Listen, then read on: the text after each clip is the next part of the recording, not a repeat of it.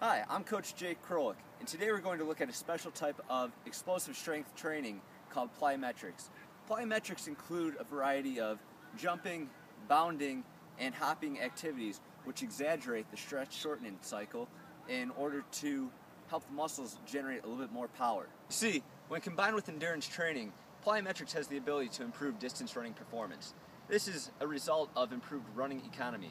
Running economy is the amount of oxygen that is consumed when running a given distance.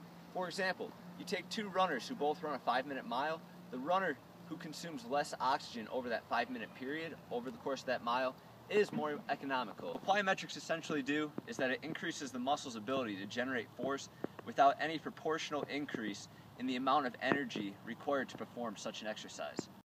As we begin to look at some plyometric exercises, let's remember that plyometrics exaggerates the stretch-shorten cycle. The preceding eccentric contraction potentiates the following concentric contraction, resulting in greater muscle force. With this in mind, we want to make sure that we get deep when we land, eccentrically loading the muscle. We also want to land softly and respond quickly after the muscle is eccentrically loaded in order to get the most out of the stored elastic energy. When performing the squat jump, start in a deep squat and using your arms generate force to complete the jump. Land with your heels first, directly into a deep position and quickly transition to the next jump. Errors include standing straight up, which eliminates the elastic energy from the previous jump. Be sure to land deep and transition right into the next jump.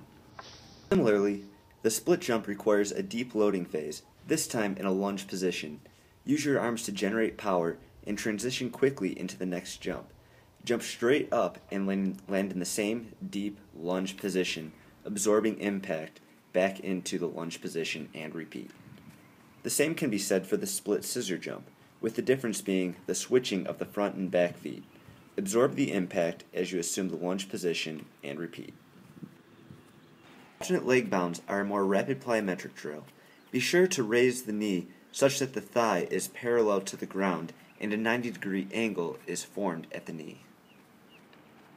Avoid reaching. In each landing, the hips should always be over the contact foot. In the double leg bound, start in a squat position and using your arms propel yourself. Jump as far forward and as high as possible. Cushion your landing and immediately take off into your next jump.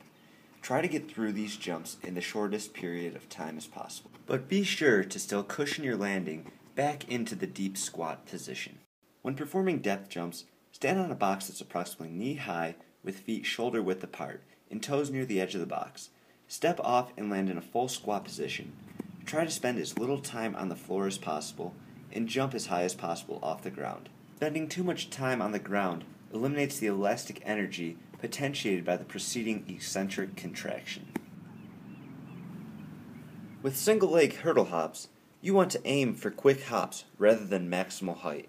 Keep toes pulled up and drive the ball of the foot into the ground to quickly rebound into the next jump, then repeat with the other leg. When designing a plyometrics training program, you want to consider the number of contacts made each session. A contact is considered each time the foot strikes the ground, so each jump, each hop, each bound is considered a contact. Each session you want to design based on the number of contacts you make. Each week you want to increase the number of contacts that each foot makes with the ground. Since plyometrics is a form of explosive strength training, what you want to make sure you implement is a full warm-up. This way you prevent any risk of injury occurring.